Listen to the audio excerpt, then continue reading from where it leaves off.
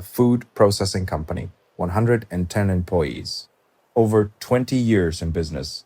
They went to market wanting $130 million, and the best offer they got back was $90 million.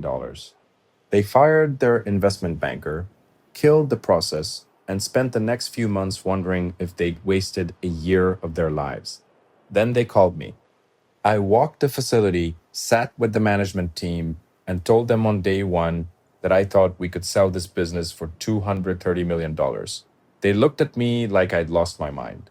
These were serious operators who had spent 2 decades building something real, and nobody had ever come close to that number.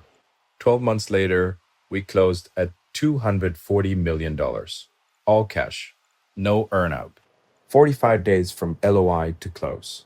Now, how do you nearly triple the value of a business in 1 year? It wasn't by working twice as hard or spending millions on marketing.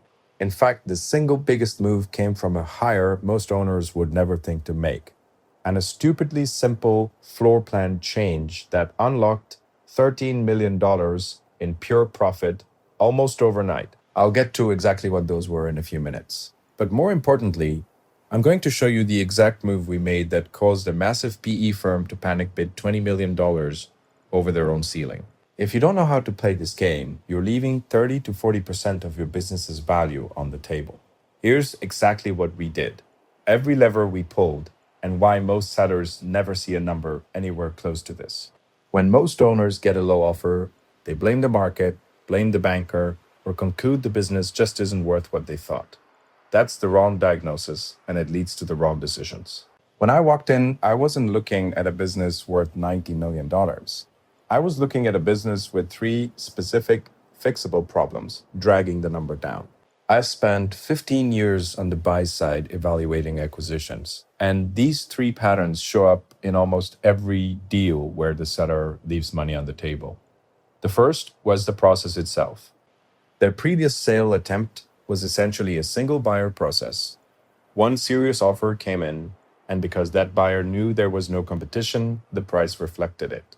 $90 million wasn't a market price. It was what happens when one buyer sits across the table from a seller with no alternatives.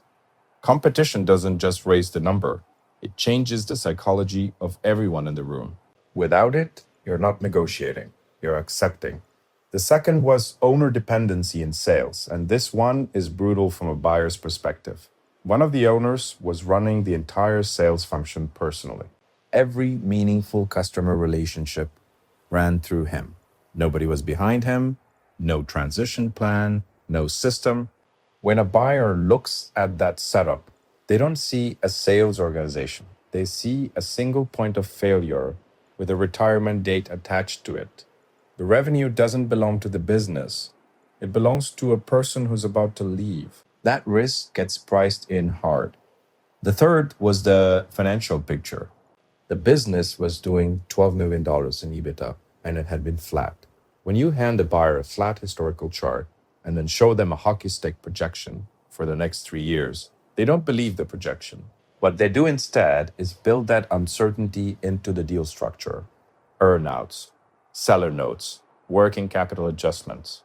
Every one of those mechanisms is a way of saying, we don't trust your forward numbers, so we're shifting the risk back onto you. The seller signs at one number, and by the time due diligence closes, the effective price has quietly moved. So the $90 million offer wasn't wrong. Even the business, as it stood at that moment, it was a reasonable number. The problem wasn't the offer, the problem was the business. That meant the question was never, how do we find a buyer willing to pay more? It was, what does this business need to become so that the right buyers are competing hard to own it? That's a completely different problem to solve. For the first 6 months, we went into complete operational lockdown. No buyer conversations, no process, no teaser decks, just work. To fix the owner dependency problem, I hired a new head of sales, not a generalist, someone who had spent his entire career selling into multi-billion-dollar enterprises. He understood the requirements those customers demand, their quality audit cycles, and he already had relationships inside the procurement organizations this business had never gotten close to. That distinction matters. Selling to a $500 million food manufacturer is a completely different motion than selling to regional distributors. The qualification process alone takes months. You don't just call someone and close it. You have to know how the machine works, and you have to have already earned the right to be in the conversation. Within 1 month of starting, he landed a contract larger than any single account in the company's 20-year history. 1 month. He didn't need a runway because those relationships were already his. We just pointed him at the right floor plan. But a better sales story doesn't fix the operations underneath it.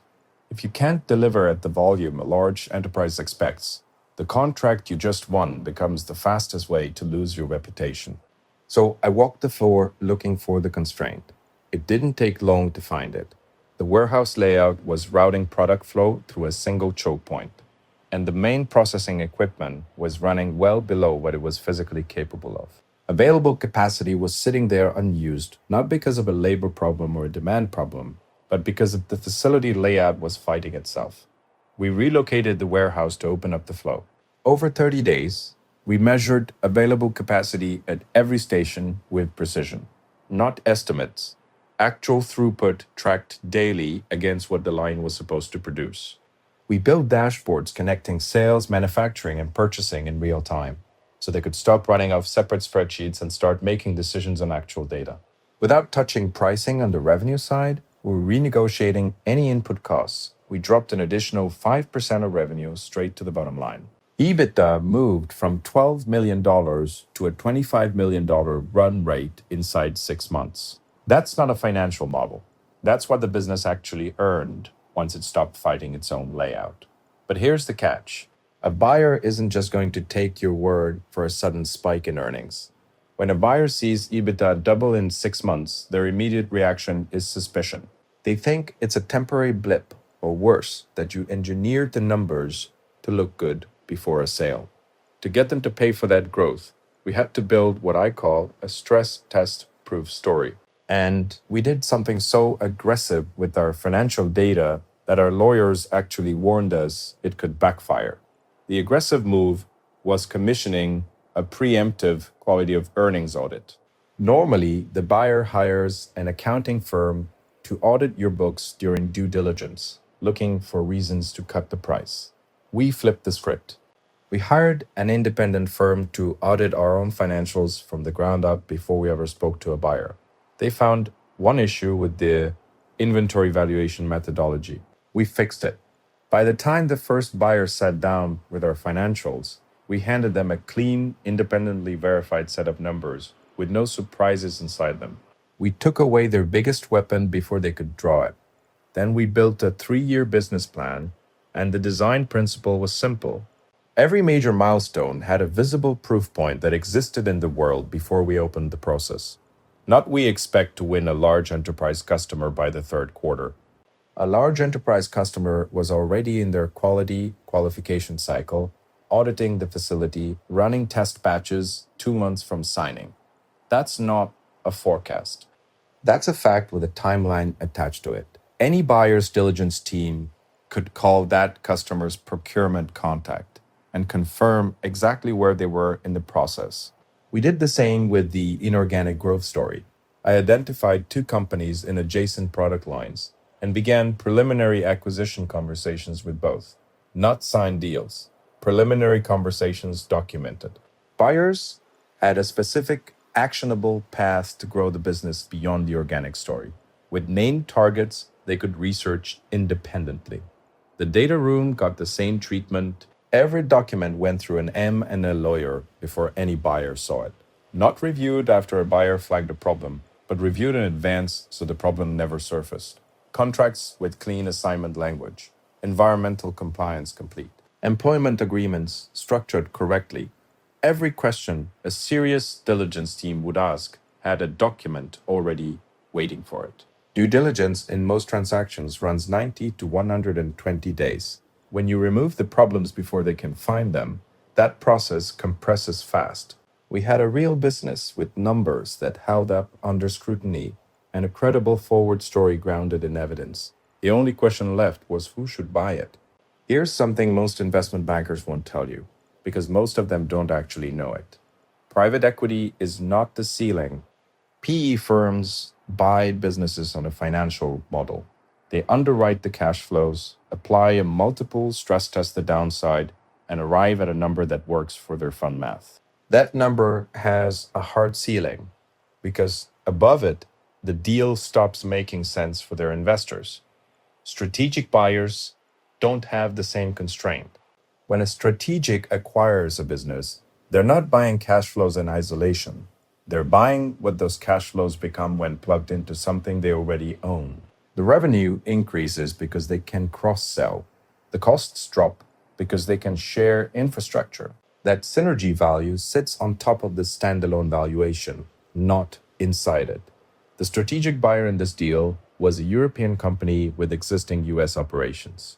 They already had relationships with large enterprise food manufacturers, the exact customer segment we had spent 6 months building into this business's pipeline. What they didn't have was this product line. Every time one of their customers needed it, they were leaving revenue on the table. For them, this wasn't an acquisition, it was a plug-in. Day one after close, their sales team could walk into every customer relationship they already owned and offer a product line they'd been unable to offer before. Before I approached them, I built out exactly that math internally. Revenue uplift from cross-selling across their current customer base. Cost reduction from collapsing 2 logistics footprints into one. I didn't send them a teaser and wait for a bid. I went to them with a specific number representing what this business was worth to their organization, and I showed them how I got there. Their opening bid came in at $220 million. Every PE firm in the process was sitting somewhere south of $180 million at that point. Whilst the strategic was at $220 million, I went back to the PE firms and told them they weren't in the ballpark. Not that they needed to improve, that they were not close.